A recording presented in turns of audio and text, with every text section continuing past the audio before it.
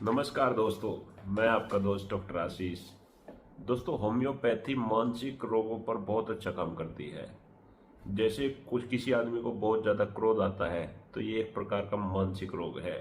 तो होम्योपैथी में कुछ ऐसे लक्षण मैं आपको बताऊंगा जो आपने आज तक नहीं सुने होंगे कि इन लक्षणों का भी इलाज हो सकता है। तो होम्योपैथी एक विचित्र साइंस है जिसमें जिस पुस्तक में मैं देख रहा हूँ इसमें लिखा हुआ है झगड़ालूपन। जो लोग बहुत ज्यादा झगड़ालू होते हैं उनके लिए भी होम्योपैथिक दवाई है। जो लोग बहुत ज्यादा संदेह करते हैं, शंकाशीलता वाले जो आदमी होते हैं, जो बहुत ज्यादा शंका करते हैं, संदेह करते हैं, उनके लिए भी दवाई है।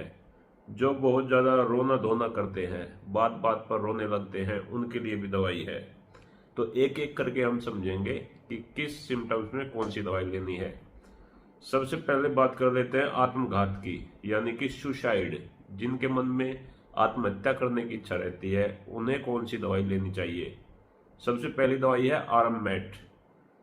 यदि व्यक्ति जीवन से निराश होकर आत्मघात करने पर तैयार हो जाए, यानी आत्मघात करने के लिए तैयार हो जाए और जीवन से बिल्कुल निराश हो जाए, तो आराममेट को 30 पोटेंसी में या यदि उसे 3-4 दिन दे दी जाए तो उसकी निराशा आशा में बदल जाएगी और उसका आत्महत्या करने का विचार भी बदल जाएगा।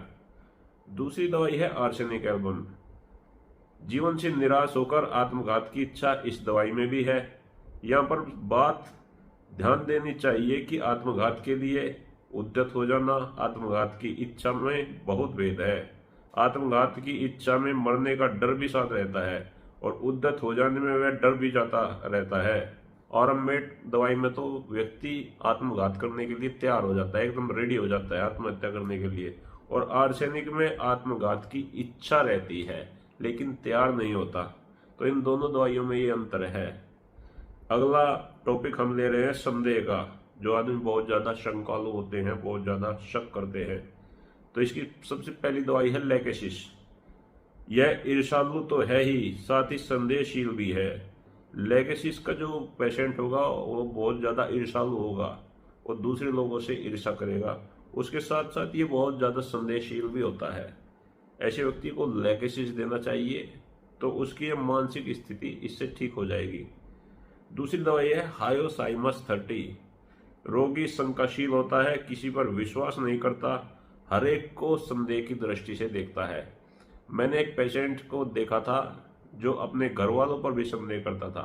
यानी हायोसाइमस के लक्षण है कि उसे अपने घर के सदस्यों पर भी विश्वास नहीं रहता, उन पर भी वो संदेह करने लगता है। ऐसा संदेह करता है कि ये मुझे मार देंगे, ये मुझसे प्यार नहीं करते हैं, इस प्रकार की संदेह उठाता है। दवाई लेने से इनकार कर देता है, कहता है उसे मारने के लिए जहर दिया जा रहा है, लोग उसके विरुद्ध षड्यंत्र कर रहे हैं। तो एक ऐसी लड़की को मैंने देखा था जो इस प्रकार के लक्षण उसके अंदर थे। मैंने जब उसे हायोसाइमस दिया तो उसके लक्षण 1 सप्ताह के अंदर अंदर बिल्कुल ठीक हो गए। तो होम्योपैथी में बहुत अच्छी दवाइयाँ हैं। अगला टॉपिक जो हम ले रहे हैं वह है रोना धोना। इसमें सबसे पहली दवाई है नेट्रम्यूर। नेट्रम्यूर में स्त्री चाहती है कि वह एकांत में बैठी रहे और जी भर के रो ले। यानी स्त्री एकांत चाहती है। अक्सर ये समस्याएं महिलाओं के साथ ही होती हैं। वो एकांत चाहती है और उसको रोने को जी करता है। उसके दुख में अगर कोई दिलासा दे तो उसे बुरा लगता है, कभी कभी क्रोध भी आ जाता है। यानी उसे दिलासा नहीं चाहिए, वो अकेली बैठी रहना चाहती है और रोना चाहती है। छोटी छोटी बातों में उसे गुस्सा भी आता है। तो ऐसे लक्षणों में नेट्रम्यूर 30 को 2-2 बूंदे यदि 3 बार देंगे तो 2-3 दिन में ही उसके लक्षण सामान्य हो जाएंगे। अगली दवाई है पल्सेटिला 30। यह भी स्त्रियों की दवाई है। स्त्री झट से रो देती है, शुभ व अशुभ घटना हो उसके आंसू निकल जाते हैं। यानी बात बात पे जो स्त्रियां रोने लगती है, बहुत ज्यादा भावुक होती हैं, थोड़ी थोड़ी बात पर उनकी आंखों में आंसू आ जाते हैं, ऐसी स्त्रियों को पल्सेटिला 30 का सेवन करना चाहिए।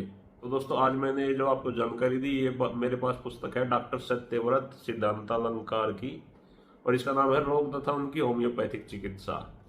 अगर आप इस पुस्तक को मंगवाना चाहते हैं तो कमेंट करके बताएं, मैं डाक के द्वारा भेज दूंगा। और यह पुस्तक किसी भी होम्योपैथिक स्टोर से आसानी से मिल सकती है, तो आप कहीं से भी इसे खरीद सकते हैं। आप उन्हें ऑर्डर दे सकते हैं। अगर उनके पास नहीं है तो वो 2-4 दिन के अंदर आपको उपलब्ध करा देंगे। बहुत अच्छी पुस्तक है। अगर आप होम्योपैथी में इंटरेस्ट रखते हैं तो जरूर लेकर आएं। बहुत सरल भाषा में है, हिंदी में है और आपको एक एक बात इसमें समझ में आएगी। इसी के साथ आज का ये एपिसोड यहीं समाप्त करते हैं और मिलेंगे कल फिर एक नए वीडियो के साथ। मैं आप सभी का अपने इस नए चैनल में स्वागत करता हूं।